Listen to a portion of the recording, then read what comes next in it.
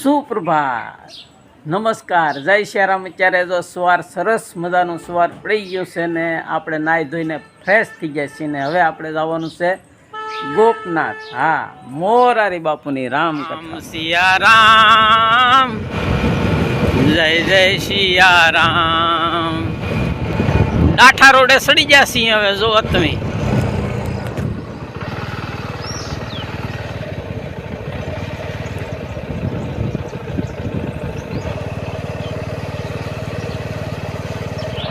હાલો family મિત્રો, અત્યારે આપણે આ ડાઠા આવી ગયા, જોઈ શકો છો જો। હાલો મિત્રો, અહીંયા પેટ્રોલ પંપ આપણે આવી ગયો છે ડાઠામાં, તો પેટ્રોલ પુરાવી લઈ।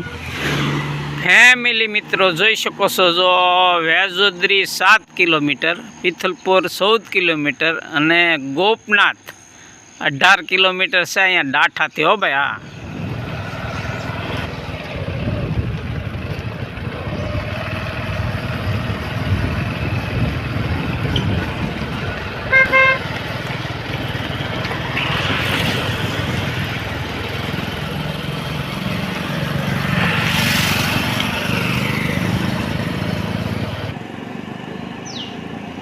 હા ડાઠાનું પોલીસ સ્ટેશન છે ને જો અહીંયા વેજોદરીનો મોટો બોર્ડ મારેલો છે।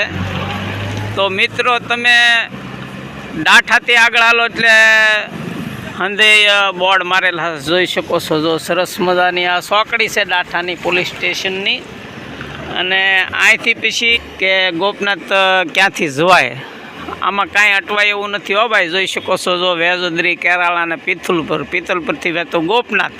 અહીંયા આ ચોકડીએ ડાઠા પોલીસ સ્ટેશન ચોકડીએ જો અહીંયા બોર્ડ માર્યો ને આગળ જો ગેટ મારેલો છે, જોઈ શકો છો। અહીંયા મોટો ગેટ મારેલો છે ને એરા દોરેલા છે કે આ વેજોદરી પિથલપુર આ બાજુ જવાનું છે। તો સરસ મજાનો આ રોડ આ મસ્તીનો બની ગયો છે નવો, અને હંધે બોર્ડે મારી દીધા જુઓ।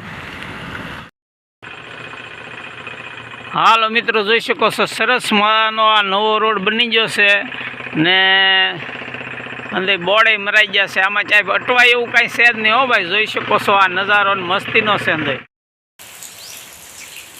હા મિત્રો, તો હાલ અત્યારે આપણે જો આ વેજોદરી આવ્યા ને તો વરસાદ આવી ગયો છે, જોઈ શકો છો જો આ વેજોદરીનું બાપા સીતારામનું મંદિર છે। હો ભાઈ, હા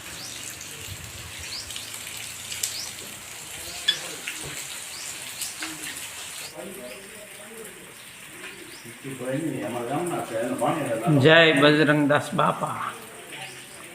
હાલો મિત્રો જોઈ શકો છો જો, વિશાળ જગ્યા છે, વૃક્ષો આવેલા છે, સરસ મજાના બાળકોના રમકડા, રસરપટ્ટીની હિંચકા ને એવું હંધી છે ગોઠવેલો। આ જો જય શ્યારામ મિત્રો, જોઈ શકો છો જો, અહીંયા પણ બોર્ડ લગાડી દેશો। વેજોદરી આમ આ સીધો રસ્તો વેજોદરી જાય છે, પછી કેરાળા, પિથલપુર ને ગોપનાથ જોઈ શકો છો જો તમે।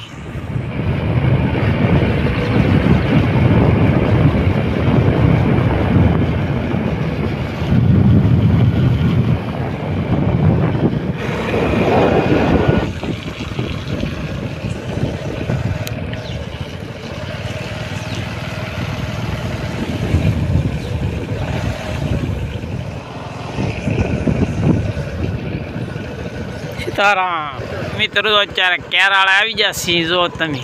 હાલો મિત્રો, પિથલપુર ને ગોપનાથ ને તળાજા ને હંધાઈ બોર્ડ મારી દીધેલા છે અહીંયા જો। જય શ્યારામ મિત્રો, જોઈ શકો છો અત્યારે હાલ આપણે આ કેરાળામાં આવી ગયા છીએ જો તમે।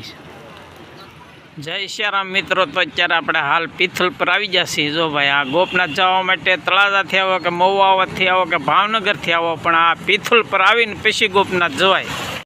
હાલો મિત્રો, જો આ પિથલપુર ચોકડી આવી જશે અને અહીંયા ગોપનાથના બોર્ડ એ બાપુની કથાના મારી દીધેલા છે, જોઈ શકો છો જુઓ તમે। આ ચોકડીએથી આ બાજુ તળાજાથી હોય ને આ બાજુ મહુવા અને ડાઠાની બાજુથી હોય ને આ ગોપનાથ જવા માટેનો રસ્તો જુઓ તમે।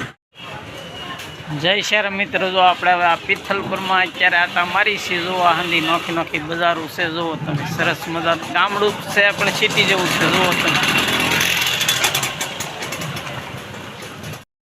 હાલો મિત્રો, જો આ જૂનવાણી છે હો ભાઈ। હા, કોલસીથી સા પકવે છે, સરસ મજાનો જુઓ તમે।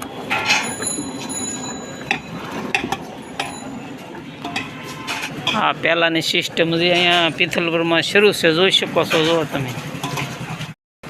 હા મિત્રો, તો જો શિવાભાઈની હોટલ સરસ મજાની જૂનોની ઢબની છે, જોઈ શકો છો. જો અંદર જગ્યા છે હો ભાઈ. આમ બહારથી તમને હાવ નાની એવી લાગે, પણ સરસ મજાના સંતોના ફોટા છે. ને આ શિવાભાઈનું કામ બધું રેડી છે, જોઈ શકો. સરસ મજાની ચા આપણને ખાંડ વગેરેની બનાવી દીધી. એક નંબર હો ભાઈ. જો મસ્તીની સરસ મજાની કડક ચા બનાવી દીધી આપણને ભાઈ. શિવાભાઈનું કામ બહુ જોરદાર છે હો ભાઈ. આ ઘણા વર્ષોથી આ ચા બનાવતા છે કારીગર, કાંઈ ઘટે નહીં હો ભાઈ. આ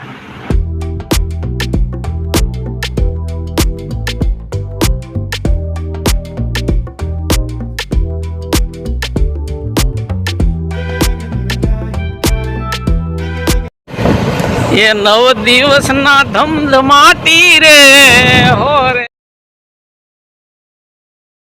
જલસા કરવાના રે હે બાપા ગોપનાથના ધામમાં.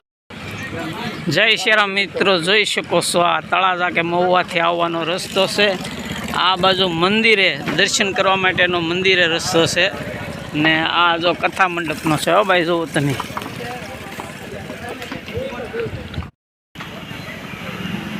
હાલો ફેમિલી મિત્રો, તો આપણે હવે પહેલાં ગોપનાથ દાદાના દર્શન કરી લઉં. હા, તમને પણ દર્શન કરાવું, તો તમે આ મારા વ્લોગમાં બિના રહેજો.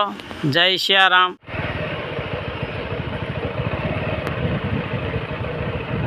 હાલો મિત્રો, જોઈ શકો છો સરસ મજાનો. જો આપણે અત્યારે હાલ આપણે ગોપનાથ દર્શન